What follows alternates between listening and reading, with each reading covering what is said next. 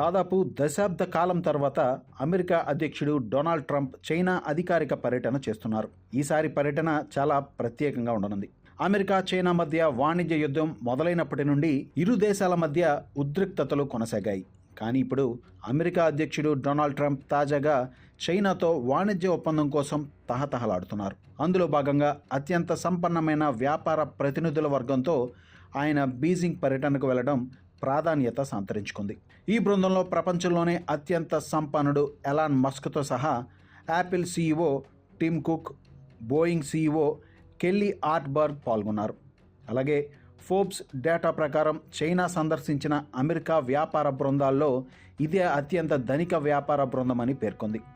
ఈ బృందంలోని వ్యాపారవేత్తల వ్యక్తిగత ఆస్తుల విలువ $1.07 ట్రిలియన్ సమానం. అంటే సుమారు 90 లక్షల కోట్ల రూపాయల వరకు ఉంటుంది.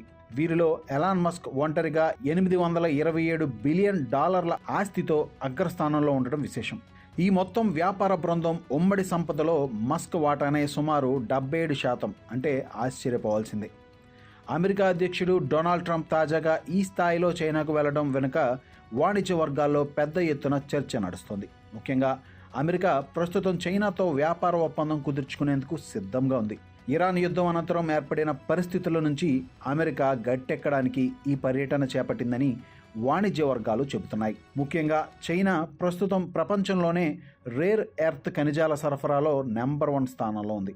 అమెరికాలోని టెక్నాలజీ కంపెనీలకు ఈ రేర్ ఎర్త్ మినరల్స్ అనేవి తప్పనిసరి. వీటి సరఫరా ఏ మాత్రం ప్రభావితం కాకుండా చైనా నుండి హామీ పొందడానికి ఈ సీఈఓలంతా ట్రంప్తో జతకట్టి చైనా పర్యటనకు వచ్చారని స్థానిక వాణిజ్య వర్గాలు చెబుతున్నాయి. అలాగే ఎన్విడియా సీఈఓ జాన్సన్ హువాంగ్ సైతం ఏఐ మోడల్స్కు అవసరమైన కంప్యూటర్ చిప్స్ తయారీ చేస్తున్నారు. అయితే తాజాగా చైనాకు హైటెక్ ఉత్పత్తుల విక్రయంపై అమెరికా ఎగుమతి ఆంక్షలను విధించింది. ఈ నేపథ్యంలో అమెరికా ప్రస్తుతం ఎన్విడియా H200 చిప్స్ను 25% సర్ఛార్జితో చైనాకు విక్రయించేందుకు అనుమతిస్తోంది. అయితే చైనా ఈ చిప్స్ను ప్రస్తుతం కొనుగోలు చేయడం లేదని వార్తలు వస్తున్నాయి.